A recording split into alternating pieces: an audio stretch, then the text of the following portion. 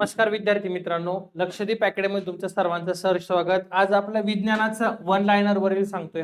पूर्ण नाही, फक्त वन लाइनर वरील शेवटचं लेक्चर असणार आहे. या लेक्चर मध्ये आपण 450 ते 500 पर्यंतचे जे आपले वन लाइनर आहे ते आज पूर्ण होत आहे आपले. त्याच्यामुळे कुणी काळजी करू नका. महत्त्वाचे घेतले सर्व IMP आहे. वारंवार लेक्चर करा जेणेकरून तुम्हाला काय होणार तर फायदा होणार आहे. ओके, चला. काय पहिला प्रश्न बघा बरं. वनस्पती शास्त्राची पहिली जागतिक परिषद केव्हा भरली होती? बघा, वनस्पती शास्त्राची पहिली जागतिक परिषद पॅरिसला भरली होती 1867 साली. कधी तर पॅरिस 1867. ओके. त्यानंतर कोणते मूलद्रव्य व्हिटॅमिन B12 चा घटक आहे? बघा, कोणते मूलद्रव्य आहे जे B12 चा घटक आहे? तर कोबाल्ट. कोबाल्ट काय तर B12 चा घटक. अंड्यामधील कोणत्या भागात प्रोटीन असतं? बघा, अंड्यामधला जे आहे त्यामध्ये कोणत्या भागामध्ये प्रोटीन असतं? तर पांढरा बलक जो आहे ना, तर पांढऱ्या बलकामध्ये काय असतं तर प्रोटीन असतं. म्हणून ते पांढरा बलक खायचा, पिवळा पण खाऊन घ्यायचा. ज्यांचं वेट आहे त्याने नका खायचं फक्त. ओके. टीबी कोणत्या रोगाचा संक्षिप्त रूप आहे? क्षय रोगाचा. बेसिक प्रश्न सगळ्यांना माहिती आहे. त्यानंतर रक्तदाब वाढल्याने स्थिती म्हणजे काय होती? जर एखाद्याचा रक्तदाब वाढला तर त्याने कोणती स्थिती होती? तर उच्च ताण होतो. काय होतं तर उच्च ताण. वनस्पतींमधील कोणत्या जीवाचा शोध कोणी लावला? वनस्पतींमध्ये जीवांचा शोध कोणी लावला असा प्रश्न येतो. J.C. बोस यांनी काय लावला तर शोध लावला. ओके. हिस्टामाइन स्त्राव करणाऱ्या पेशी कोणत्या आहे? बघा, हिस्टामाइन स्त्राव करणाऱ्या पेशी आहे मास्ट पेशी. कोणत्या आहे तर मास्ट पेशी. अंडी घालणारा सस्तन प्राणी कोणत्या वर्गामध्ये मोडला जातो? बघा, अंडी घालणारा सस्तन प्राणी हा प्रोटोथेरिया या संघामध्ये मोडला जातो. तसं आपण मागच्या लेक्चरला बघितलेलं आहे. त्यामध्ये कोणता प्राणी ते पण सांगितले तुम्हाला. पचन क्रियेचा अभाव कोणात असतो? तर टेपवर्म मध्ये असतो. पचन क्रियेचा अभाव कशामध्ये? तर टेपवर्म. आवृत्तबीजी वनस्पतींमध्ये सर्वात लहान वनस्पती कोणती? आवृत्तबीजी वनस्पतीमध्ये सर्वात लहान वनस्पती आहे ओल्फिया आहे. कोणती तर ओल्फिया. बघा, लक्ष द्या. वनस्पती शास्त्राची पहिली जागतिक परिषद केव्हा भरली होती? पॅरिस 1867. कोणते मूलद्रव्य व्हिटॅमिन B12 चा घटक आहे? तर कोबाल्ट. अंड्यातील कोणत्या भागामध्ये प्रथिने असतात? पांढरा बलक. टीबी कोणत्या रोगाचे संक्षिप्त रूप आहे? क्षयरोग. रक्तदाब वाढलेली स्थिती म्हणजे काय असते? तर उच्च ताण. वनस्पतींमध्ये जीवाचा शोध कोणी लावला? J.C. बोस. हिस्टामाइन स्राव करणाऱ्या पेशी कोणत्या? मास्ट पेशी. अंडी घालणारा सस्तन प्राणी कोणत्या वर्गामध्ये मोडला जातो? तर प्रोटोथेरिया. पचन क्रियेचा अभाव कोणता असतो? टेपवर्म. त्यानंतर आवृत्तबीजी वनस्पतीमध्ये सर्वात लहान वनस्पती कोणती? तर ओल्फिया. ओके, चला पुढे बघा. नेचे नेचे कोणत्या गटामध्ये मोडले जातात? टेरिडोफायटा. नेचे कशामध्ये मोडले जातात? तर टेरिडोफायटामध्ये. हिवताप कोणत्या डासांच्या मादीमुळे होतो? एनाफिलिस. हिवताप कोणत्या डासांच्या मादीमुळे होतो? तर एनाफिलिस. विक्षेपण हे कोणत्या रोगाचे गुणधर्म आहे? कर्करोगाचे. विक्षेपण हे कोणत्या रोगाचे गुणधर्म आहे? ते कर्करोग. काळे सोने कशाला म्हणतात? पेट्रोलियम. काळे सोने कशाला म्हणतात? तर पेट्रोलियम. गोलकृमी रोग कशामुळे होतो? बघा, गोलकृमी हा रोग हे कशामुळे होऊ शकतो? तर कवकांमुळे होतो. गुडघा व कोपऱ्याचा सांधा कोणता? बिजागरीचा सांधा. गुडघा आणि कोपऱ्याचा सांधा कशाला म्हणतात? तर बिजागरीचा. आणि खांद्याचा सांधा आहे म्हणजे जो आपला खांदा आहे त्याचा सांधा कोणता असतो? तर उखळीचा सांधा असतो. कोणता असतो? तर उखळीचा सांधा. अंडी देणाऱ्या कोंबड्यांना काय म्हणतात? ज्या कोंबड्या अंडे देतात त्यांना काय म्हणतात? तर लेयर्स. लेयर्स कोंबड्या म्हणतात. त्यांना काय म्हणतात? तर लेयर्स कोंबड्या. जिभेच्या पाठीमागील भागात कोणती चव राहते? तर कडू राहतील. बघा, जिभेचा जो आपला पाठीमागचा भाग आहे त्यामध्ये कोणती चव असते? तर कडू असते. आणि डांबराच्या गोळ्यांचा आकार काही दिवसांनी कमी होतो. त्याचं कारण काय? तर संप्लवने. कारण काय? तर संप्लवन. ओके, चला लक्ष द्या. नेचे कोणत्या गटामध्ये? टेरिडोफायटामध्ये आहे नेचे. त्यानंतर हिवताप कोणत्या डासांच्या मादीमुळे होतो? तर एनाफिलिस. विक्षेपण हे कोणत्या रोगाचे गुणधर्म आहेत? तर कर्करोग. काळे सोने कशाला म्हणतात? पेट्रोलियम. गोलकृमी रोग कशामुळे होतो? तर कवकांमुळे. गुडघा व कोपऱ्याचा सांधा कोणता आहे? बिजागरीचा सांधा. खांद्याचा सांधा कोणता आहे? तर उखळीचा सांधा. अंडी देणाऱ्या कोंबड्यांना काय म्हणतात? लेयर्स कोंबड्या. जिभेच्या पाठीमागील भागातील चव कशी असते? तर कडू. आणि डांबराच्या गोळ्यांचा आकार काही दिवसांनी कमी होतो. तर याचं कारण काय? तर संप्लवन होतं. ओके. भारताची पहिली अंतरिक्ष वेधशाळा कोणती? भारताची पहिली अंतरिक्ष वेधशाळा आहे ॲस्ट्रोसॅट आहे. कोणती? तर ॲस्ट्रोसॅट.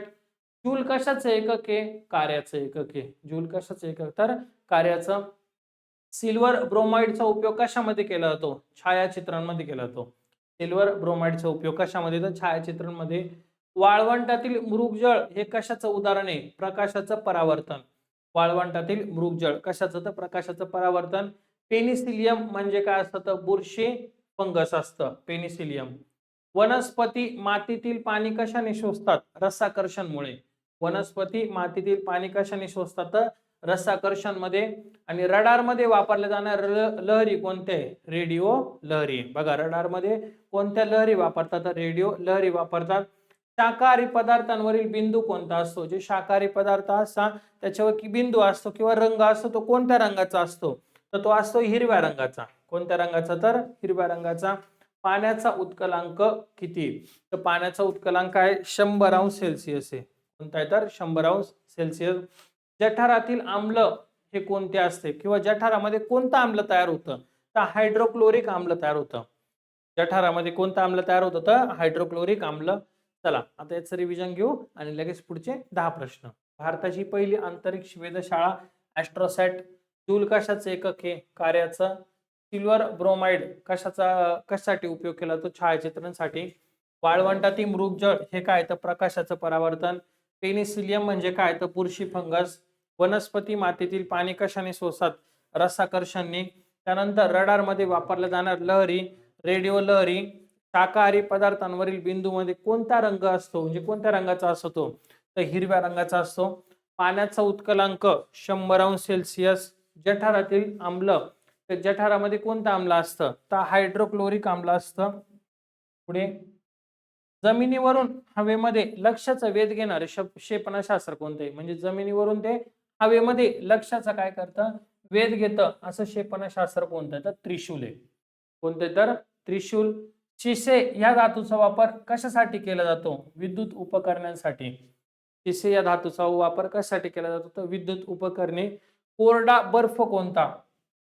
कोरडा बर्फ कोणता? घन CO2 म्हणजे कार्बन डायऑक्साइड.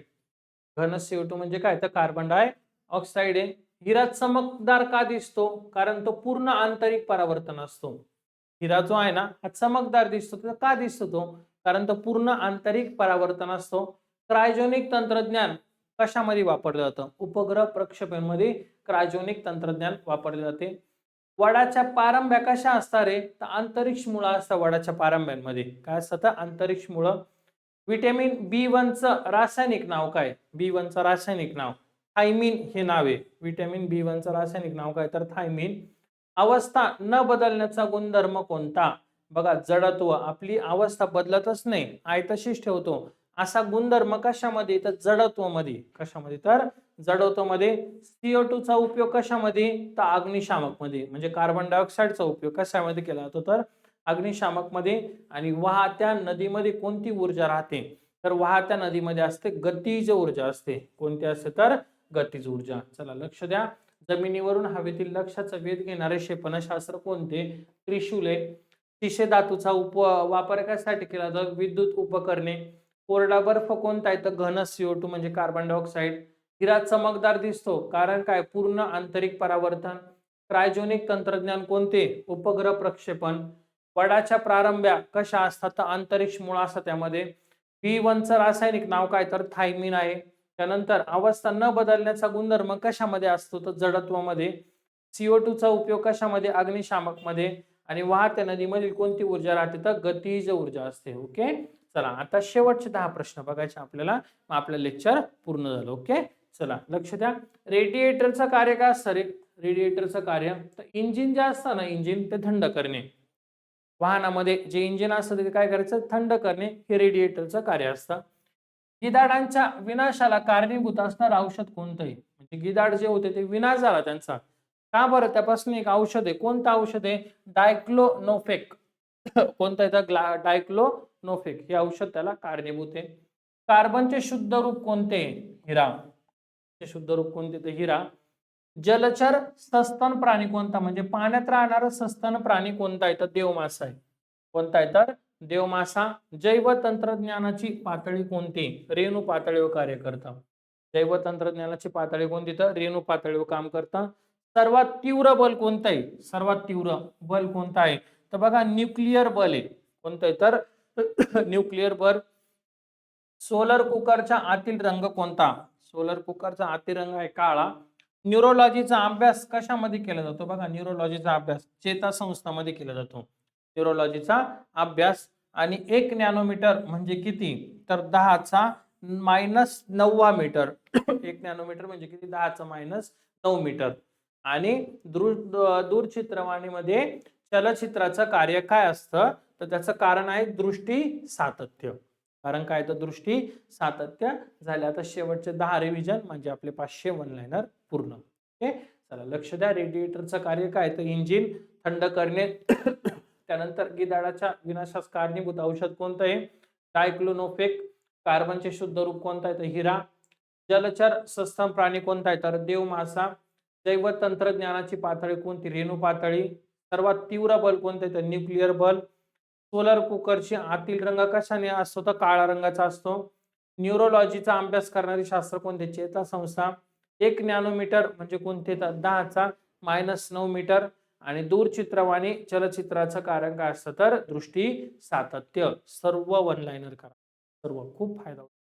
वन लाइनरचा इतका फायदा होतो ना की डायरेक्ट प्रश्न भेटतात. डायरेक्ट तुम्हाला फक्त उत्तर लिहायचे रे लेक्चर ऐकून. तेवढंच करायचं. त्याच्यात पण तुम्ही नाही म्हणता. असं कसं काय? पेपर आहे मान्य आहे मला, पण लेक्चर करा की. लोकांना फक्त लोक पीडीएफचे पैसे घेतात. ₹500, 200, 300, 400. आम्ही तुम्हाला लेक्चर पण देतोय, पण तुम्हाला लेक्चर नाही करायचे. असं कसं काय? बरोबर ना? दोन्ही करा, तुम्हालाच फायदा होणार आहे. ओके, म्हणून वर्कबुक पॅटर्न देतोय आपण. चला, आज आपले वन लाइनर पूर्ण झाले. 500 वन लाइनर. लवकरच आपण नवीन लेक्चरला भेटूया. जे आपले टॉपिकचे लेक्चर बाकी ते कंप्लीट होतील. ओके, चला आजचं लेक्चर इथंच थांबवतोय. धन्यवाद.